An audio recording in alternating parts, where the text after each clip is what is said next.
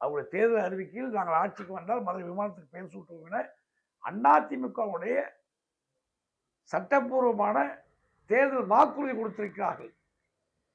அவர்கள் காலத்தில் செய்யவில்லை என்ற வருத்தம் உண்டு. எங்களுக்கு கடுமையான விவாதங்கள்லாம் செய்திருக்கிறோம். அதான் நீங்க சொன்ன அவர்கள் இருக்கின்ற பொழுது எனக்கு வாரிய தலைவர் பதவி கொடுத்தது கூட வேண்டாம் என்று விட்டு மதுரையிலே வந்து பசுமுல்லை அமர்ந்து அனைத்து சக்தியிலும் ஒன்று திரட்டி தேவர் தேசபக்தர் என்ற முன்னணி என்ற ஒரு இயக்கத்தை ஆரம்பித்து கடும் போராட்டங்கள் நடத்தியது தாங்கள் அறிவீர்கள். ஆனால் அரசியல் காரணமாக உடனே சீர்குலைக்கப்பட்டது. மக்கள் தன்னெழுச்சியாக பெரிய எழுச்சியாக வந்ததை கூட அது சீர்குலைத்தார்கள். இந்த சூழலில் எடப்பாடி அவர்கள் அறிவித்தார்கள்.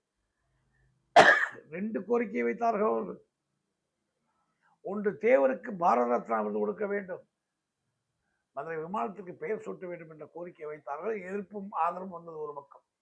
ஆனால் கடந்த அக்டோபர் 30 118வது தேவர் ஜெயந்தி விழாவில், அதே தேவர் ஜெயந்தி விழாவில் 2010 என்னிடம் தொலைபேசியில் பேசிய அன்றைய துணை முதல்வர் இன்றைய முதல்வர் ஸ்டாலின் அவர்கள், நீங்கள் போராடக்கூடிய நிலை வராது, ஐயாவிடம் சொல்லி முதல்வர் கண்டிப்பாக பெயர் சூட்டுவார் என்று என்னிடம் தொலைபேசியில் பேசினார்கள்.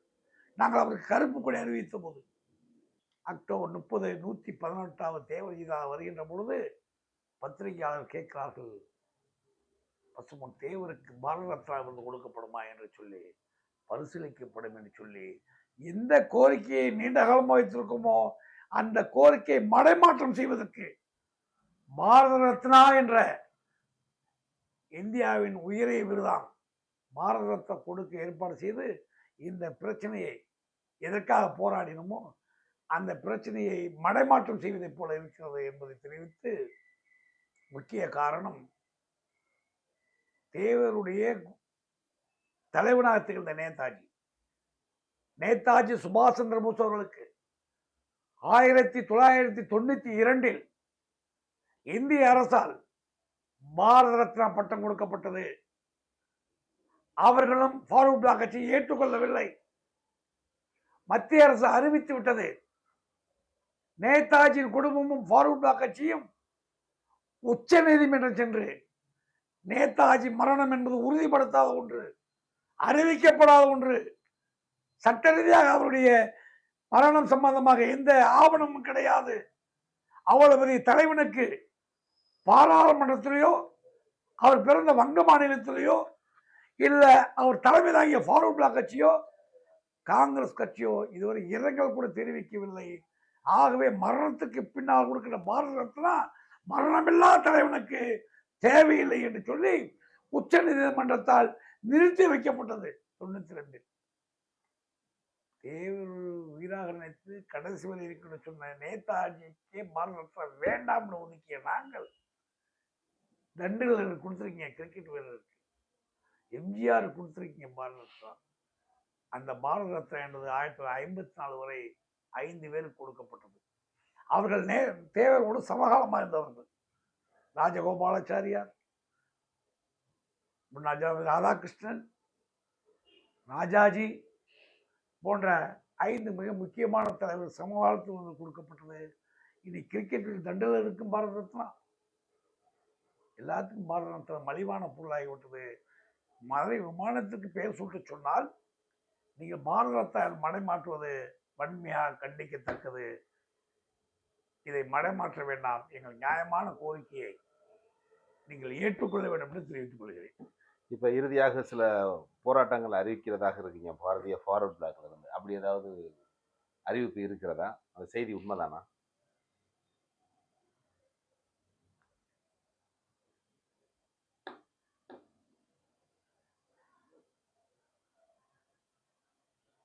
தம்பி, பாரதிய ஃபார்வர்ட் பிளாக் கட்சியும் நானும் எங்கள் வாழ்நாள் முழுவதும் தேவருடைய திருப்புகளை காக்க வேண்டும் என்பதற்காக எந்த சமாதானமும் இல்லாமல்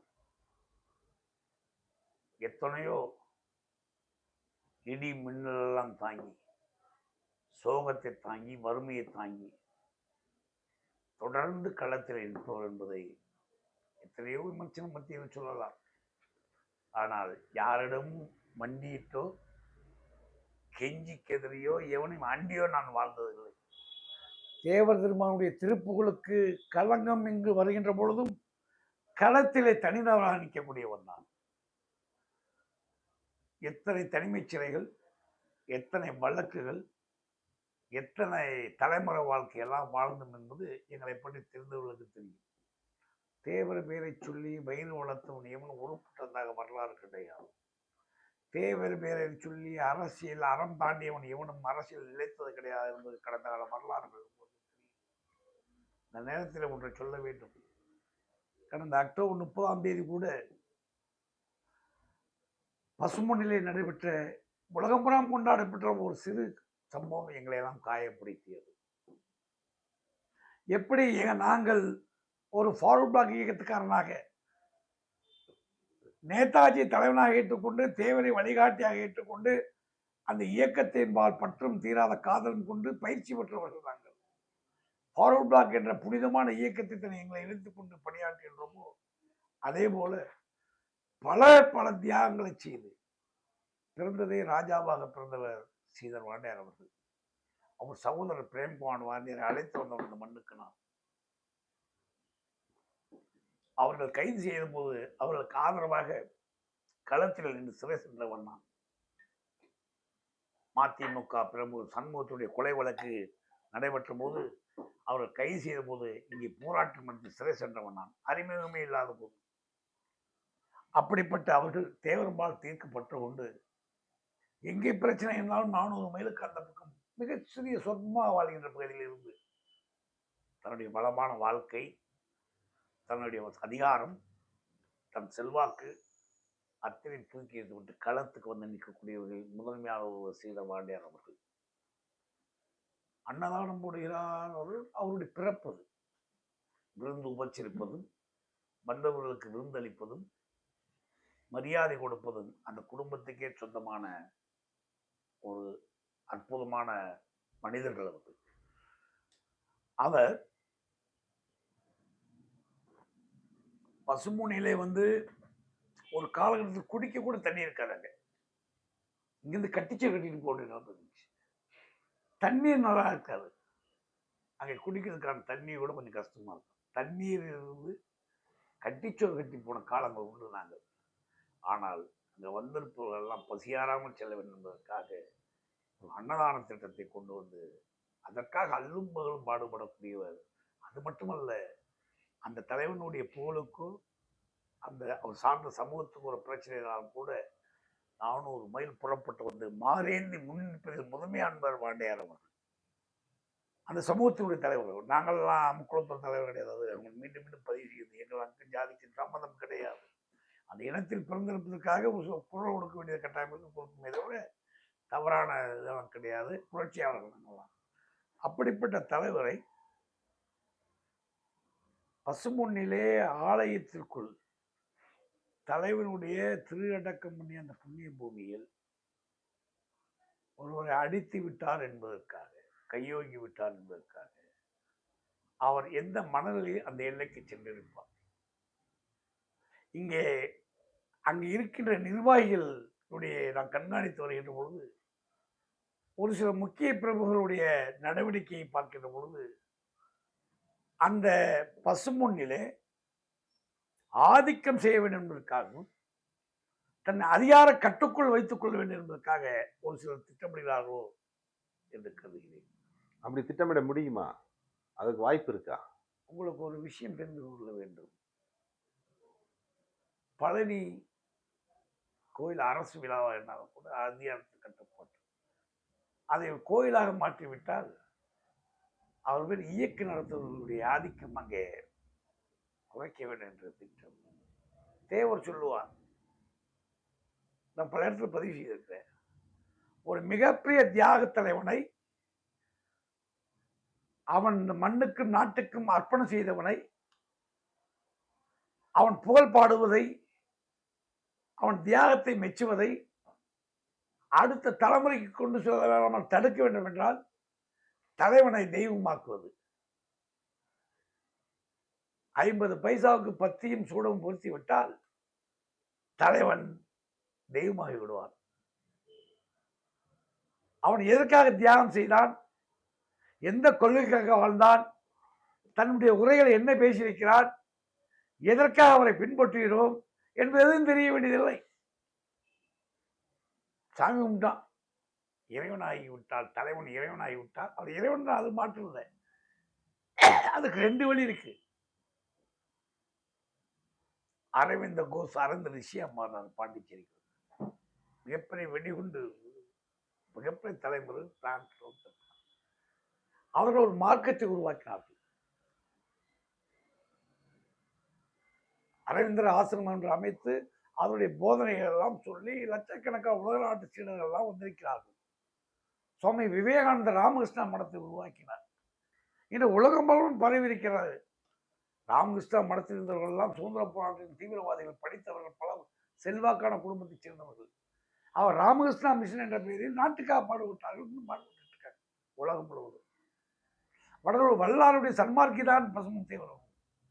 அதேபோல வடலூர் வல்லாரை போல ஒரு வல்லார் சன்மார்க்கத்தை உருவாக்கும்.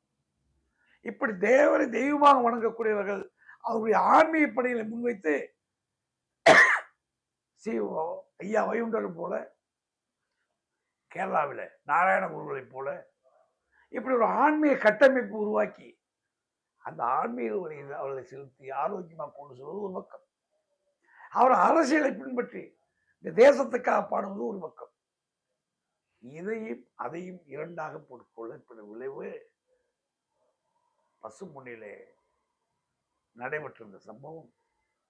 வாண்டையார் அவர்களை 5 பேரோடு வாங்க, 10 பேரோடு வாங்க என்று சொன்னால் அவர் விழாவுக்கு சொந்தக்காரர். 1000 விருந்தாளிகள் வரலாம். ஜாதியின் பெயரால், உறவுகள் என்ற பெயரால், நான் சொந்தக்காரன் என்ற பெயரால் 1000 பேர் வரலாம். ஆனாவது நீங்கள் கொடுக்கின்ற முக்கியத்துவம் அரசியல் ரீதியாக சரி, தனிநபர் மரியாதை என்பதற்காக எவனாவது தேவரின் திருப்புகளை காப்பதிலும் அவருடைய லட்சியம் கொள்ளி எடுத்துச் செல்வதிலும் அவர் சார்ந்த இனத்திற்கோ அவர் சார்ந்த நாட்டிற்கோ எவனாவது வந்திருக்கிறானா? வெக்கத்தை விட்டு சொல்கிறேன் தம்பி. 2010 பெட்ரோல் பம்ப் அடிக்கப்பட்டதல்லவா? 12 10 பேர் மரணமடைந்தான் அல்லவா? அந்த மரணமடைந்தவனை பிரேத பரிசோதிச்சு சொல்லி உடம்பை பெற்றுக் கொள்வதில் 5 பேர் கையெழுத்து போட ஆள் தயாராகவில்லை என்று அன்று வாண்டியாரும் நாங்களும் தான் நின்று அந்த 10 பாடியை கொண்டு போய் புதைச்சோம்.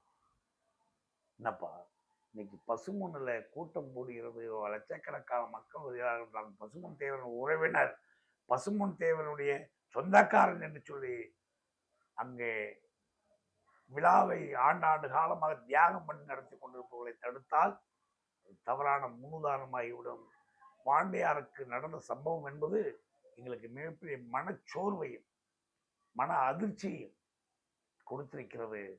இந்த நேரத்தில் சொல்லிக் கொள்வதெல்லாம் டிடிவி தினகரன் வருகிறார், அவர் வருகிறார், இவர் வருகிறார் என்று சொன்னால் டிடிவி தினகரனுக்கும் அந்த பசுமுன் சமாதிக்கும் என்ன தொடர்பு?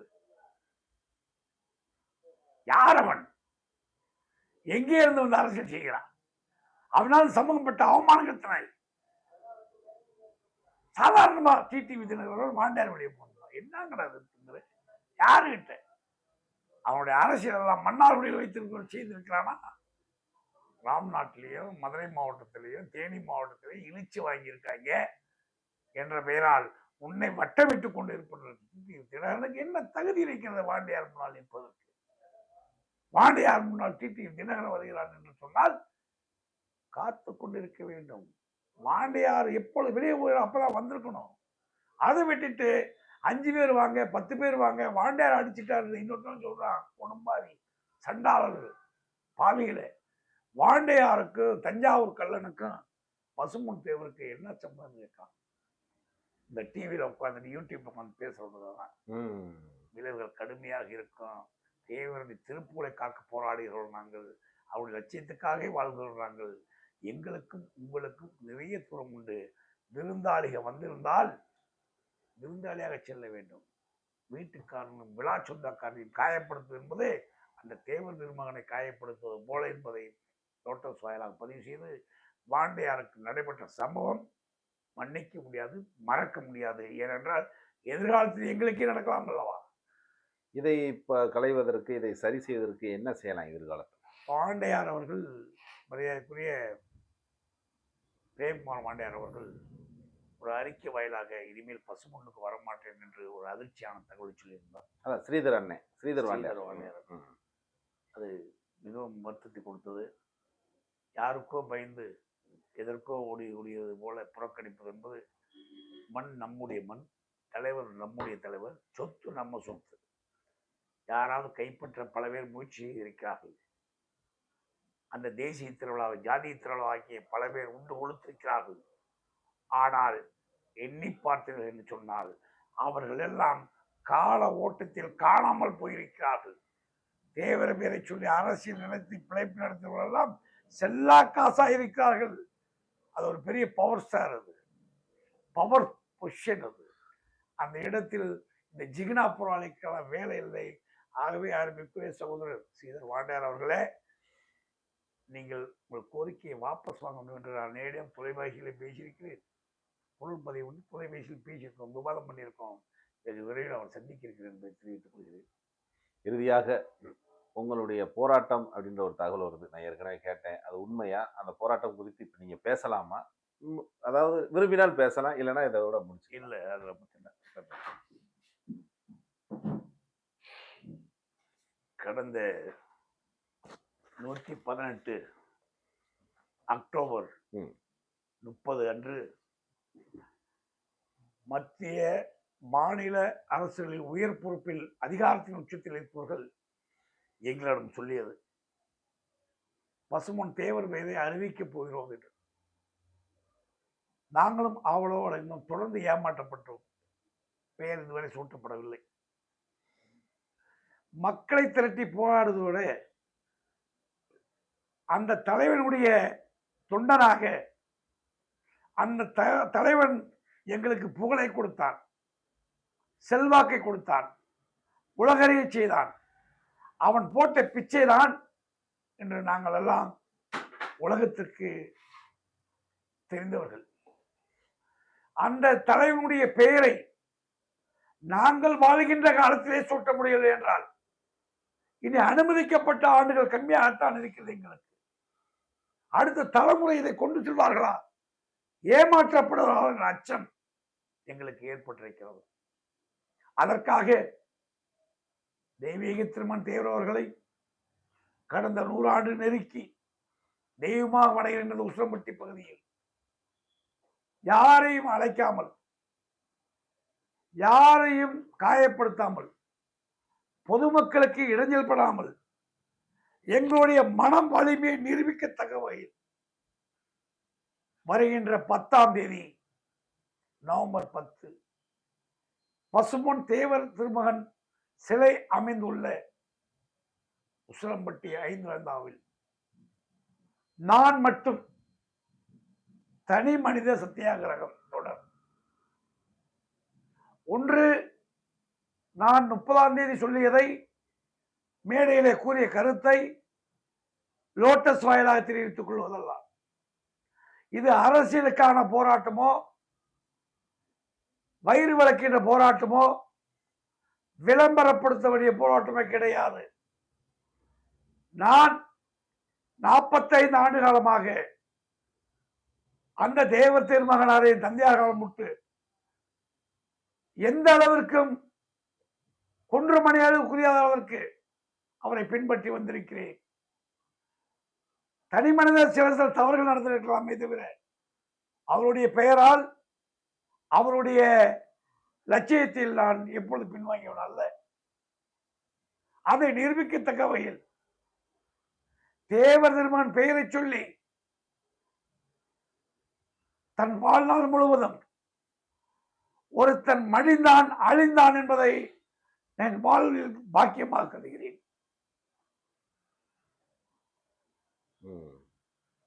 நீங்க மட்டும் உண்ணாவிரதம் தனி மனித சத்தியாகிரகம். சத்தியம் என்றால் உண்மை, கிரகம் என்றால் உறுதி.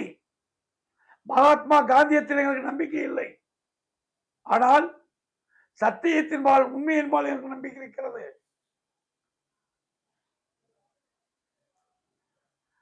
அந்த அடிப்படையில்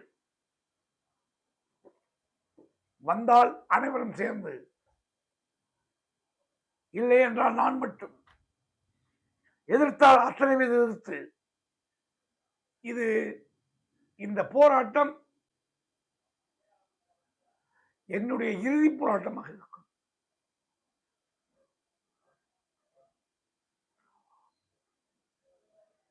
இப்படியான போராட்டத்தை நோக்கி உங்களை தள்ளியது எது? என் சுய சிந்தனை, என்னுடைய இயலாமையின் வெளிப்பாடு, எங்களால் முடியாமல் போய்விடும் என்ற அச்சம், நாங்கள் ஏற்றுக்கொண்ட கொள்கை பொய்யாகி விடுமோ, நாங்கள் வாழ்ந்த வாழ்க்கை பொய்யாகி விடுமோ, பலவீனமாகிவிட்டோமோ, ஒரு அச்சம். வாழ்க்கையை வாழ்கின்ற பொழுது பல விஷயங்களை நான் பதிவு செய்திருக்கிறேன். வரலாற்று ரீதியாக என்னை யாரும் அகற்றிவிட முடியாது. இந்த மண்ணிலே பிறந்து என்னால் முடிந்த அளவுக்கு நான் வரலாற்று ஆவணங்களை என்னுடைய செயல்பாடை நிரூபித்திருக்கிறேன். அதனால் பலனடைந்திருக்கிறேன். முருகன்ஜி என்ற சாதாரணவன் இன்று இந்தியா பூரா தெரிவுகளுக்கு வந்திருக்கிறேன் என்று சொன்னால் தேவர் திருமகனுடைய திருநாமத்தை சொன்னதனாலே இதை தொடங்கி வைத்தேனோ முடித்து வைப்போம் நானாக இருப்பேன். தனி மனித சத்தியாகிரம் என்பது நான் கைது செய்யப்பட்டாலும் நான் மட்டும்தான் கைது செய்யப்பட வேண்டும். எத்தனை நாள் அமர்ந்தாலும் நான் மட்டும்தான் அமர்வேன். ஆதரவாளர்களாக வந்து எங்களுடைய வைராக்கியத்திற்கும் எங்கள் மனவலிக்கும் ஊக்கமூக்குவர்கள் இருக்க வேண்டும். யாரும் இதனால் பாதிக்கப்பட வேண்டாம். பாதிப்பு எனக்கு மட்டுமே வரட்டும் என்ற உறுதியை ஏற்றிருக்கிறேன். அந்த அடிப்படையில் வருகின்ற 10ஆம் தேதி தனி மனிதனாக களத்தில் இறங்கப் போகிறேன். முடிவுகள் எல்லாம் பசுமன் தேவரிடமே விட்டு விடுகிறேன். கண்டிப்பாக எங்களுடைய அந்த இறுதி போராட்டம் ஒன்று எங்கள் வாழ்க்கையில் அது இறுதி போராட்டமா இல்லை எங்கள் கொள்கைக்கு கிடைக்கின்ற வெற்றியா என்பதை நிர்ணயிக்கத்தக்க வகை இருக்கும். அதற்காக என்னை தயார்படுத்திக் கொண்டிருக்கிறேன். அதற்காக எந்த எல்லைக்கும் சொல்ல தயாராக இருக்கிறேன். இதில் வேஷம் கிடையாது, அரசியல் கிடையாது, அறம் சார்ந்த போராட்டமாக இருக்கும். அந்த போராட்டத்தின் இறுதி முடிவுகள் எதை நோக்கி சென்றாலும் எனக்கு அச்சமில்லை. இன்னொன்றை சொல்கிறேன், நாங்கள் உடல் ரீதியாக ஒரு சில பாதிப்புக்குள்ளாகி ஒரு சில மருந்து மாத்திரைகள் எடுத்துக்கொண்டிருக்கிறோம். அதை 10ஆம் தேதி குப்பை தொட்டியில் போட்டுவிட்டு 3 நேரம் 3 டம்ளர் தண்ணி மட்டும், காலையில் ஒரு டம்ளர், மத்தியானம் ஒரு டம்ளர். இந்த போராட்டத்துக்கு ஆதரவு கொடுப்பவர்கள், கலந்து கொள்ள வேண்டாம். ஆதரவு கொடுப்பீர்கள் நம்பிக்கையோடு களத்தில் இருக்கிறேன். தேவனுடைய திருநாமமும் அவரை நம்பியிருக்க மக்களும்